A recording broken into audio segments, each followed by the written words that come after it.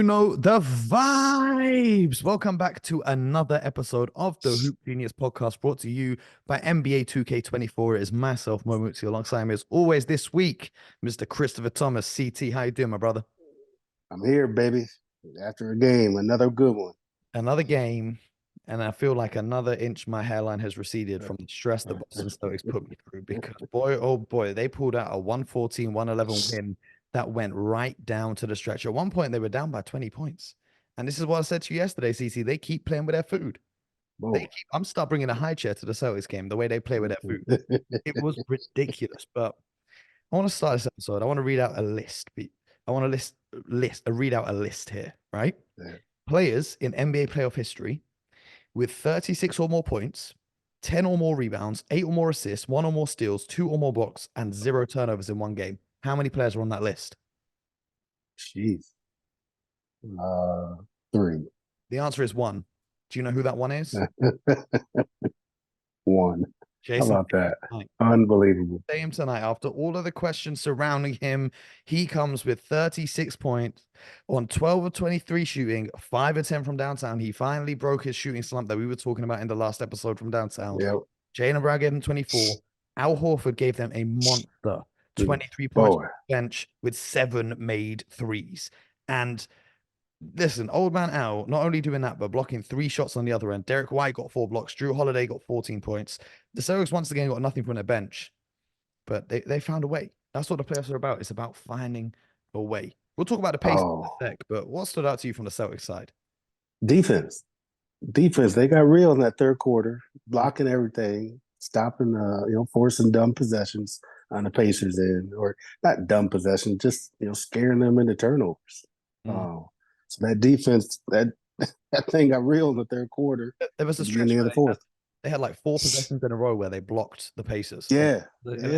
And when your defense can clamp up like that, it's easy points in transition. And when the easy points start flowing, it gets everyone into their rhythm.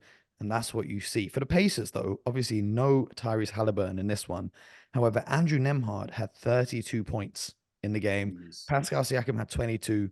Miles Turner had 22 and 10. TJ McConnell with 23 off the bench. But this goes back to what we were saying about Pascal Siakam, right, in the last game.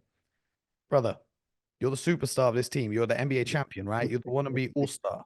You are an all-star in this league. You've been an all-star. Come on, man. Why are we not getting more than 22? Why is TJ McConnell outscoring you from the bench? This is where you got to step up. Where you at? Where you at, bro? Where you been there before? Where you at? He's been to the top of the mountain. And this is when your team needs you. You're at home. And to be fair to the Pacers, they very much could have won this game. They very much could have won this game because at halftime, they were up 69-57. At halftime, Andrew Nembhard had 24 points. So he had a quiet second half. The Celtics obviously made some adjustments at halftime to cut him down in his scoring. But I just want to talk you through this stretch late in the game. Jason Tatum hits a 3, right? The next play down, he drives to the hoop, draws the defense, and throws a behind-the-back bounce pass on the money to Al Horford in the corner. Al Horford hits the 3. They come back down the other end. Horford and Tatum with a great contest on Siakam, sorry. And then Drew Holiday comes down the other end, takes the and one, and that gave the Celtics their first lead of the game since the first quarter, right? And we've talked about this all series long so far with the Celtics. It's not about how you start or play in the middle. It's about how you end these quarters. And then to end the game, Drew Holiday, this is why they brought him to Boston. He comes up with a huge steal. Now, Drew Holiday wasn't actually even going to play this game. He was sick this morning. He didn't. Yeah, right. He wasn't supposed to play, but he made the most important plays of the game. Hey, that's why they squeak out these wins, is because they got some dogs. They got some real pros. They got they got elite defense all around that floor. Brown had a play on McConnell, wasn't a foul. That would have been an empty possession if they would have called that play right. So the Celtics turned that thing up on defense while they were still jacking threes and all that. They took more threes than the Pacers tonight. Yep. The Pacers actually set a record in their first quarter for the most points in the paint. They had an astronomical amount of points in the paint. Man. And it's interesting to me, like, they don't have the size advantage. And what Joe Mazzulla did, which intrigued me, was he played a lineup with Xavier Tillman and Al Horford on the floor together. We've seen that before, but we've Yeah. not seen Xavier Tillman much in the playoffs so far whatsoever. So he went to the double bigs to try and protect that painted area. I think they had 26 points in the paint in the first quarter alone, which was like a pace Yeah. points in the paint. So, They were close to 70 for the game. So they do attack that rim. They do go after it. So when you look at the series, though, right, so far, two of the games have been exceedingly close. Like the first one, overtime, the Celtics squeaked that out. This one, again, tonight, they win by 3 with some free throws from Drew Holiday at the end. How bad does that first game loss hurt? Even more. Yep, they could have stolen one on the road, and the whole dynamic of the series shifts. You know what I mean? How bad does that memory recall? Like, got to be kidding. Absolutely. And tonight it was a very winnable game, and Nemhard had an amazing game, and he just turned the ball. Drew Holiday stole the ball from him. But And bro, that's called running out of talent. He had a great game. He did his job. It's just you went against a real pro. That last possession. The other thing, where was he going? They had a quad in the lane waiting on him. Like, would you have liked pull up, bro. time out there though in that situation? Because you've not really got players that are experienced in those situations. Maybe it'd have been better to get something, drawn up. I also think that the last play, because Nembhard hit the big improbable shot against the Knicks. Yep.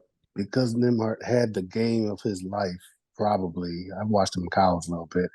The dude is a baller, been a baller. But tonight, to step up like that, he should have gotten that last shot opportunity for the Pacers of anybody. Short of Turner shooting the three that you need, he should have got that chance. Yeah, they ran a really weird play on the final possession of the game where they had all their players in the backcourt. That's called 4th and 10.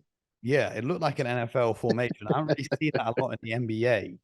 I mean, credit to Rick Carlisle. Sometimes Rick Carlisle's amazing. Sometimes I look at what he does and I just think, what do you do? Yeah, that was it actually they got a great shot, a handoff going to the corner. That's a pretty good shot, bro. It's a good look. It's a pretty good shot. That's wrong person shooting. And these are the kind of games where you just think, we're within one possession. If we had Halliburton, this could have very easily been a win. This is their first loss at home in the playoffs. And some had to give. Yeah. Celtics keep winning on the road, and Pacers hadn't lost till tonight at home. So some had to give. That's right. Now, like looking at the rest of the series, you're 3-0 up. The Celtics, they love to play with the food. You could say tonight, up until that third quarter, their defense was not locked in. It looked like they weren't bothered. They were down big, and they just kind of looked like a team where they know they've got the talent to be able to go down to and get it back when they need to. You can't always rely on that because one ref call here or one possession there, you could end up losing these games. Now, they clearly were just chilling tonight because no Halliburton. They can't do the same thing again in the next one. The next one's an elimination game. They got to go in for the kill from early. Yeah, the Celtics are playing a little sloppy. Tatum's missing layups again. He's got that little rash going on where he tricks off on layups, like dunk the ball or gather and go off two, get the contact and go up stronger, like something.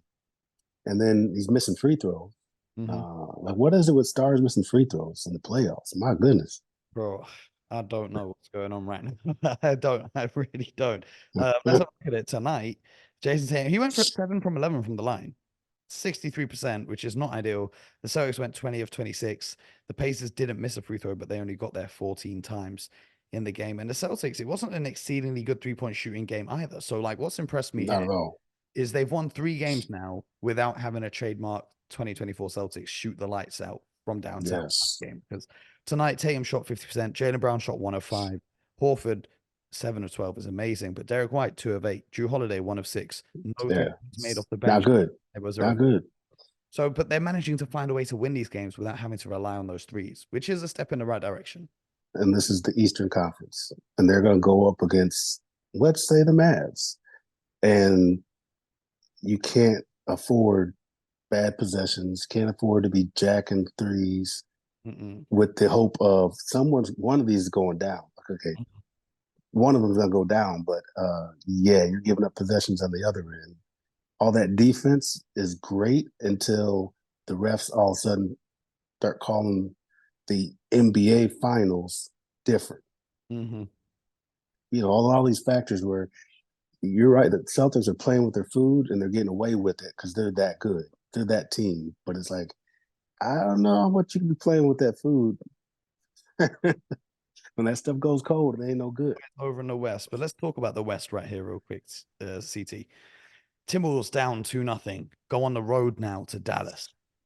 Now we've seen them do this in reverse. They were up 2-0 on the Nuggets in the last series. The Nuggets forced a game 7. Do the Timberwolves have a hope of turning this series around? And if so, what are the keys that they got to be looking at? Because, they talk about the tiredness of Anthony Edwards. Carl-Anthony Towns, he has some great stretches. Then he has some sloppy fouls inside the game. Nas Reed was really the best player in their last game. Rudy Gobert has the whole world laughing at him now, which I kind of feel bad about because there is no player in the NBA that could have stopped that shot from Luka. But I don't know. just because it's Rudy, though, it kind of makes it him the butt of the jokes. But what are the keys for the Timberwolves now to steal one on the road in Dallas tonight? Ant needs to be that man. They absolutely need him to be a superstar and carry his load and carry the load. Cat needs to take a page out of Miles Turner's book and get in that paint and shoot over mismatches. And then when you get a three that makes sense, yeah, take those threes.